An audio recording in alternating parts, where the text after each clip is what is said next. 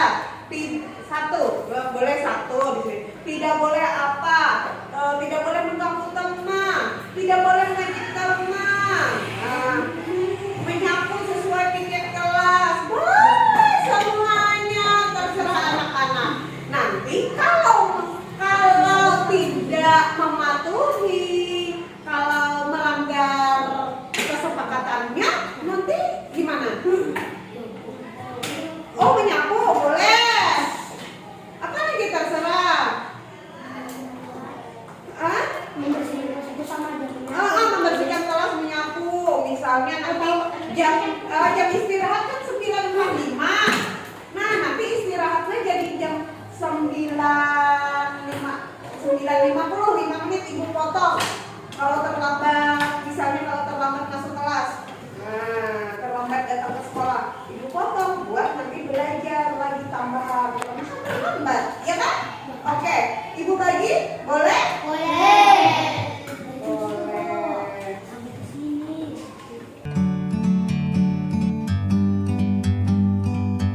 Like a bird on a tree, I'm just sitting here. I got time, it's clear to see. From up here, the world seems small. We can sit together. It's so beautiful, you and me. Semuanya anak-anak hebat. Ini sudah ada apa ini namanya? Kesepakatan kelas. Ada banyak nih. Jangan mengganggu teman saat beribadah. Artinya saat sholat. Biasanya kita sholat kapan? Waktu zuhur. Nanti menyapu. Wow, kalau mengganggu teman. Menyanyi. Konsekuensinya menyanyi. Tidak boleh membuli teman. Oke. Tidak boleh menghina teman. Tidak boleh membuli teman sama menyanyi dan menari. Tidak boleh berkelahi. Oh iya betul, tidak boleh berkelahi. Tidak boleh membuli teman. Tidak boleh berkelahi. Tidak boleh terlambat datang sekolah. Sepakat semuanya? Kalau ternyata nanti anak-anak ada yang melanggar ini, berarti ada konsekuensinya. Menyapu, membersihkan kelas, oke? Sepakat? Menyanyi? Sepakat. Menari? Baik, sepakat. Sekarang kita tempel di papan kita. Baik.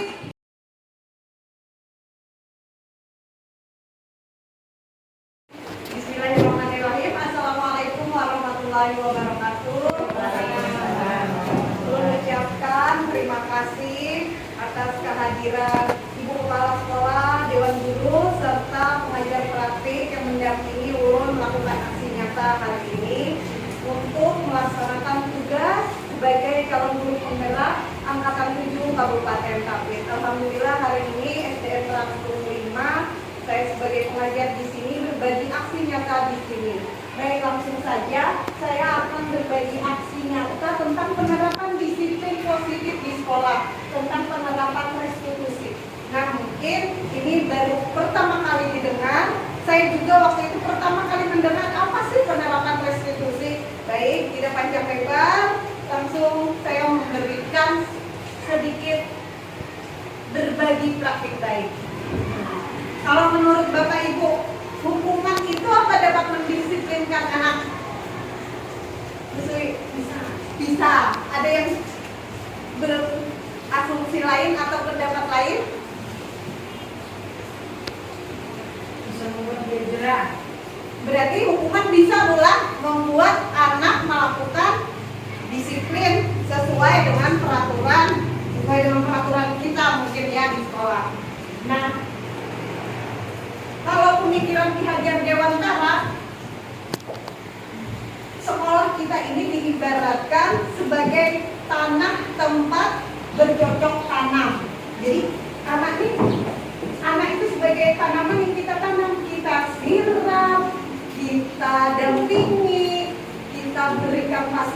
fasilitas di sekolah ini agar mereka tumbuh sesuai kodrat mereka.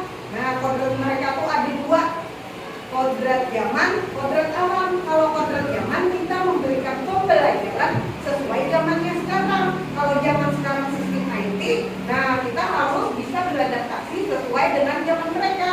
Kalau IT sekarang ya kita pelan-pelan berubah paradigma kita yang dulu mungkin sistem cuma catat nanti koreksi. Kalau sekarang kan sistem IT tidak lagi mencatat, mungkin lebih banyak menggunakan literasi atau video yang ada di media-media sosial. Yang kedua berdasarkan zaman, berdasarkan kodrat alam mereka, yaitu kita memberikan pembelajaran harus tahu dulu peserta didik itu apakah anak broken home, apakah anak yang ekonominya mampu, apakah pendidikan orang tuanya, bagaimana pendidikan orang tuanya, karena pasti beda. Kalau anak yang mampu, mereka mungkin mempunyai fasilitas yang lebih. Kalau anak yang lengkap, mungkin mereka lebih kasih sayangnya dibandingkan dengan anak broken home. Jadi kita cara mengajarnya juga berbeda-beda. Mantap. Belajar.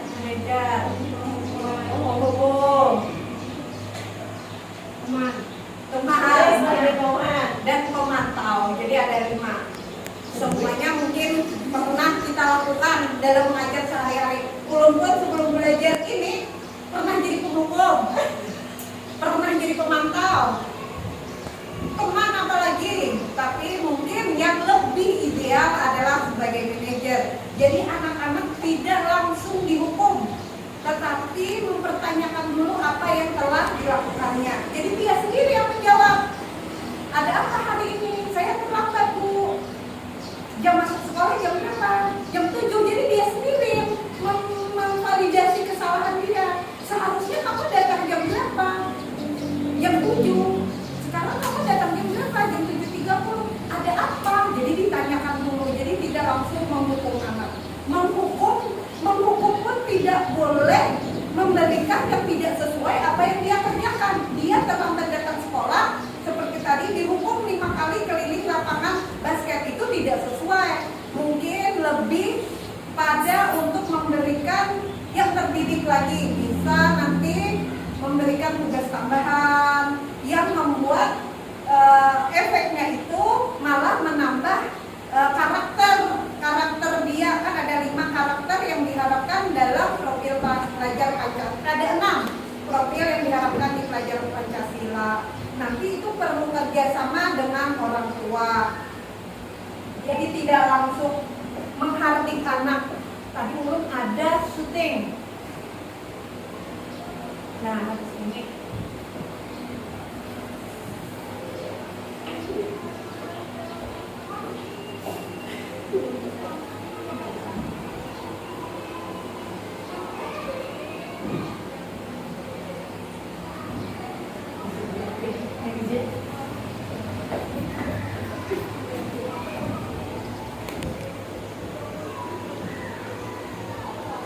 kenapa terlambat?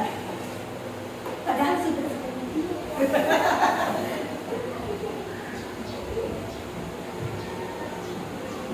mungkin tidak pas semuanya isinya mulai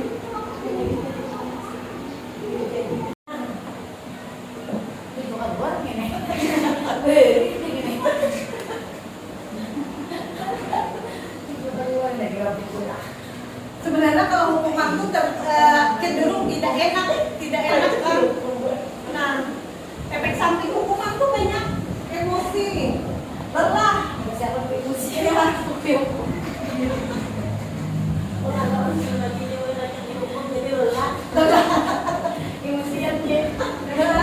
lelah ada juga hanya kalau rajin dihukum.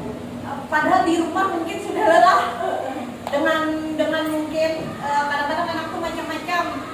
Ada orang tua yang memukul, memberikan tanggung jawab tidak sesuai usia, dan kita di sekolah lagi menghardik.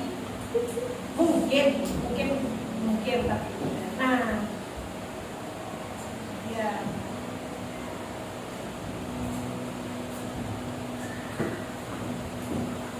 Baik, adakah pertanyaan dari 5 posisi kontrol atau lainnya?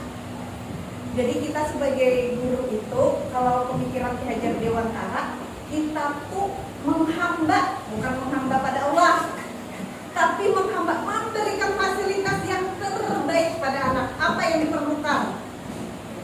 Anak tuh harus kita berikan. Anak jadi bisa gue pakai 3. Ini anak yang low, tengah, dan beri aja kertas 3 warna. Merah yang agak low benar, kuning yang setengah, yang biru yang smart. Kasih aja semua 10 soal. Tapi bila kartu abang ini bisa menjawab 2 soal pun, kasih aja 100. Yang kuning, yang kertas kuning, bila 10 soal sama nih, supaya kada menimbulkan kecemburuan. Kasih aja 10 soal, tapi ini 5 kecil pun udah dapat 100. Nah, yang hijau sesuai lah. Jadi bisa aja kasih soal sesuai dengan kemampuan anak. Kadang perlu dibagi-bagi agar tidak menimbulkan tapi nanti kalau aku dikumpulkan dengan orang ini nih, ada bintang misalnya, kan kasihannya.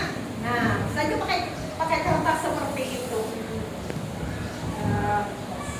Ya, membuat media-media pembelajaran yang lebih menarik minat anak, boleh. Jadi dituntut guru kreatif sekarang. Terus harus tidak ada anak yang gagal, tetapi gurulah yang gagal. Jadi guru harus berefleksi terus untuk memberikan yang terbaik kepada anak. Jadi seperti itu. Teorinya seperti itu, semoga dapat dilaksanakan di kelas. Nah, bila diberikan hadiah terus, kasihan yang sudah rajin belajar, memang ini ada motivasinya di dalam, itu merusak. Karena anak-anak itu teriming-iming dengan hadiah mulu kalau kita terus berikan reward. Jadi hadiah itu bagus, tapi tidak bagus untuk jangka panjang.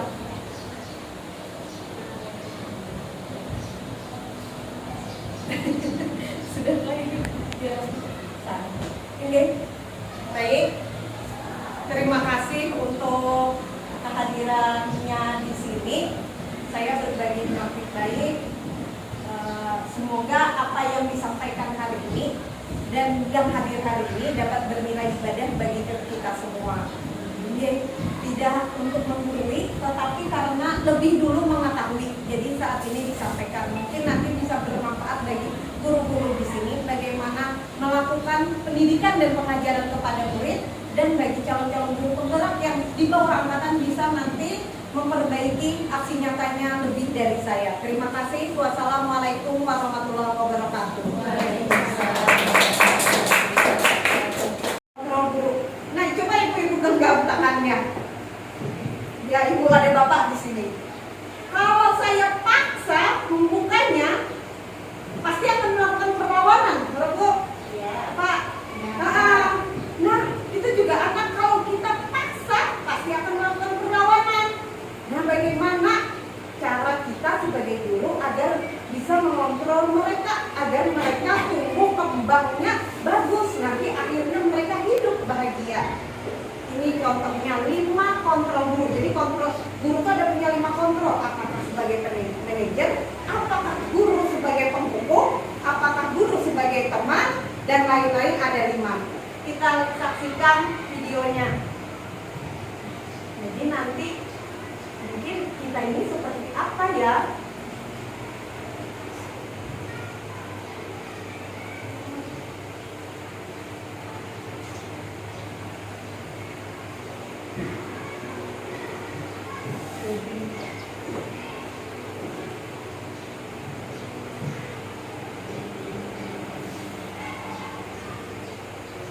Artinya dulu lagi. Itu kan luar ini.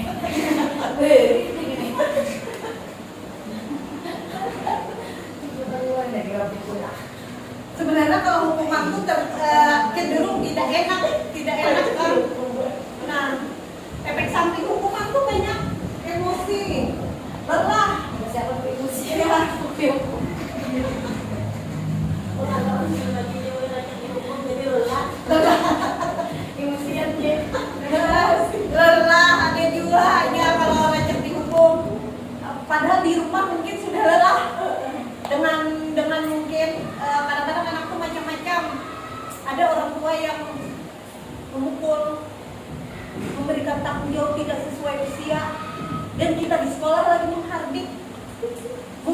mungkin tapi nah ya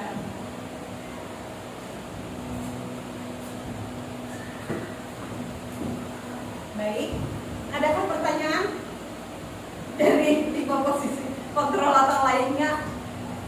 Jadi kita sebagai guru itu kalau pemikiran Ki Hajar Dewantara, kita tuh menghamba, bukan menghamba pada Allah, tapi menghamba, memberikan fasilitas yang terbaik pada anak. Apa yang diperlukan anak tuh harus kita berikan.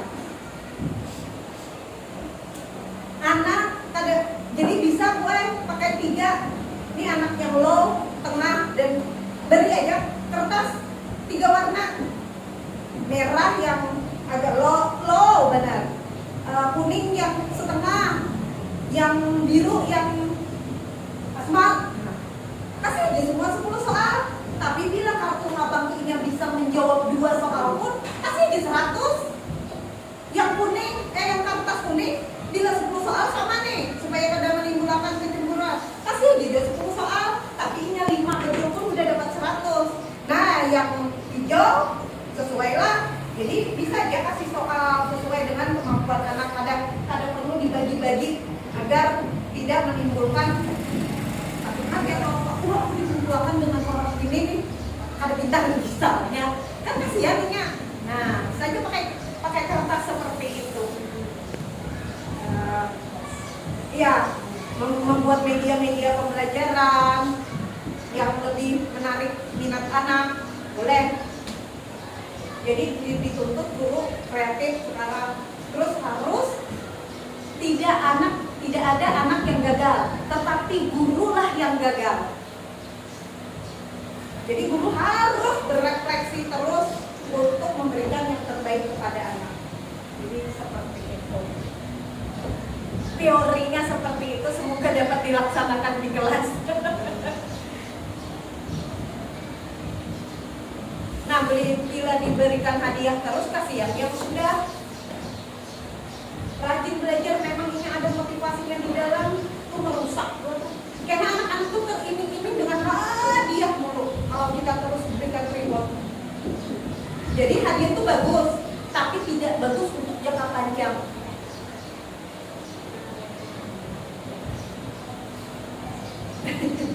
Sudah lagi ya. Oke. Baik, terima kasih untuk kehadirannya di sini. Saya berbagi topik baik. Semoga apa yang disampaikan hari ini dan yang hadir hari ini dapat bernilai ibadah bagi kita semua. Jadi tidak untuk menggurui, tetapi karena lebih dulu mengetahui. Jadi saat ini disampaikan, mungkin nanti bisa bermanfaat bagi guru-guru di sini bagaimana melakukan pendidikan dan pengajaran kepada murid, dan bagi calon-calon guru penggerak yang di bawah angkatan bisa nanti memperbaiki aksi nyatanya lebih dari saya. Terima kasih. Wassalamualaikum warahmatullahi wabarakatuh.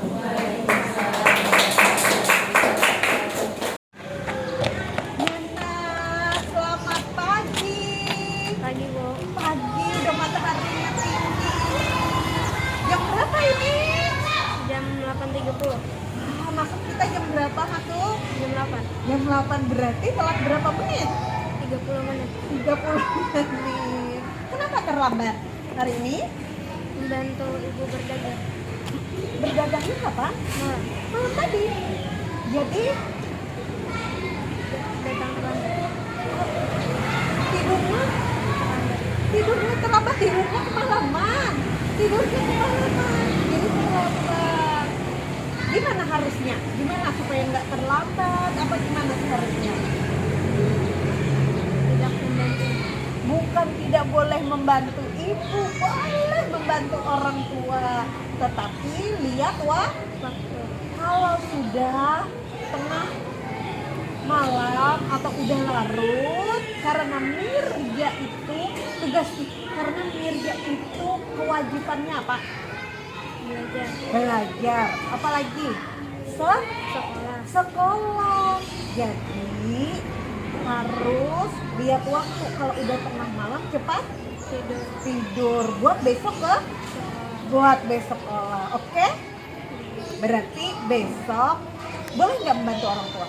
Boleh. Boleh, tetapi lihat Lihat waktu waktu biar tidak. terlambat. Ibu lihat ini ada lagi nih, lambang sekolah, lambang kelasnya mana? Belum dijahit. Nanti diapain kalau belum dijahit? Dilambangin. Nah ibu lihat kaos kakinya kemana? Belum dipasang, lupa apa belum? Lupa. Nanti dipasang biar ganteng, biar cakep, biar bersih, biar bagus ke sekolah. Nah, ya? Ya, kalau rapi jadinya apa? Mantap, oke. Baik. Nanti diulangi lagi nggak? Enggak. Oke, silakan masuk belajar ya. Ya.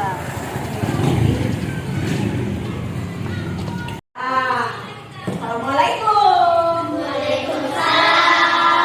Hari ini hari apa? Senin. Sudah mau cepat bagi rapot hari apa? Hari Jumat. Hari Senin biar mau cepat liburan. Hari ini bawa apa ini? Bawa apa ini? Bawa bekal, keluarkan dulu nak. Keluarkan. Bawa bekal, mamanya menyiapkan jam berapa? Oh jam 6. Jam berapa lagi? Hah? Setengah 7? Tadi sudah baca doa? Hebat, sudah siap semuanya. Sudah baca doa, sudah siap bekalnya. Tapi hari Jumat biasanya ibu mau periksa apa? Coba lihat dong bukunya masing-masing. Ada yang mengintip? Masih nggak? Bersih. Oh bersih. Siapa yang belum bersih? Kenapa? Lupa. Ayo maju yang belum bersih. Ayo.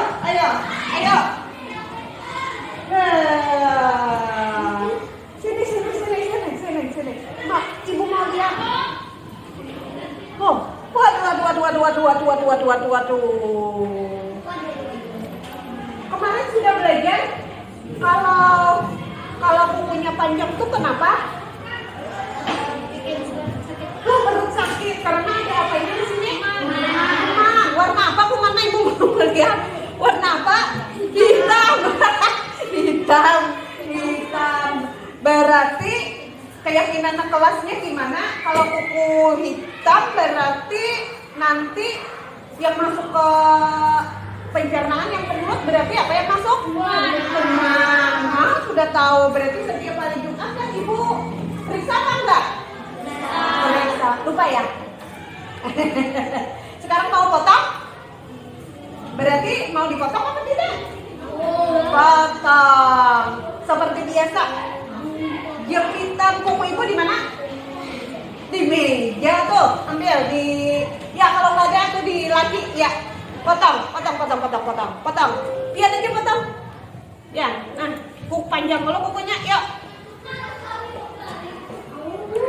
Kalau di agama kita boleh nggak panjang kuku?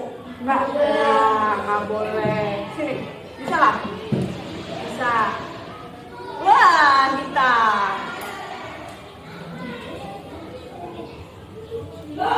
Nanti minggu depan kan libur, berarti di rumah ya. Ya diingat nggak nanti? Ingat. Supaya apa? Supaya bersih. Supaya apa lagi? Sehat. Supaya pencernaan tidak sakit. Pencernaan kalau kuman itu masuk bisa sakit apa kita? Perut, karena kumannya masuk kemana? Ke pencer. Nah, akibat pencernaannya masuk kuman, akibatnya apa? Sakit perut. Sudah nanti? Sudah, ya. Nanti bergantian ya, oke? Ya, kita bergantian ke sana. Oke, sudah dulu? Ya.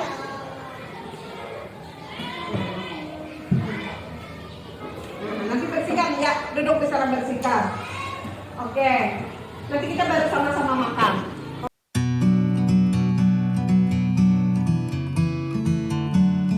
Ya, besok 2. Berapa lagi setelah 2? Tekan 2. 4. Berapa lagi? 6. Berapa lagi?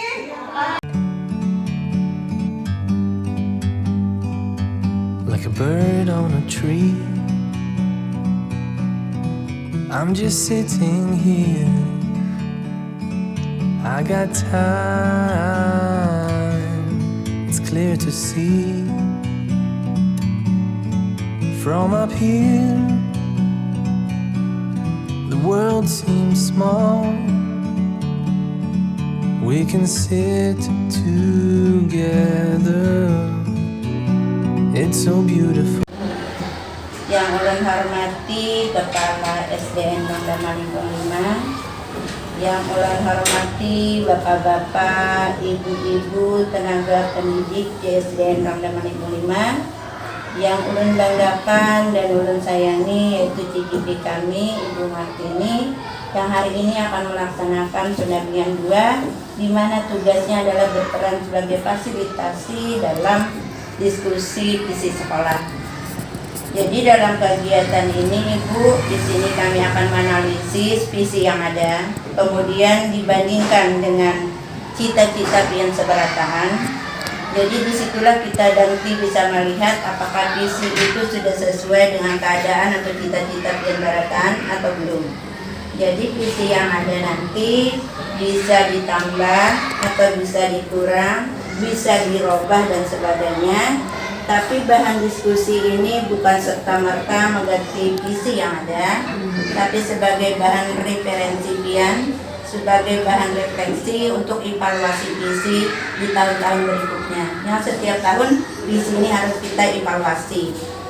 Kemudian dalam kegiatan Ibu Rahimah, Pak Fani atau Pak Rizky mempunyai ide-ide, nanti kita bisa saling sharing agar sekolah kita menjadi lebih baik dan peserta didiknya belajarnya juga bagus, output atau hasil peserta didiknya juga berkualitas dan bermutu.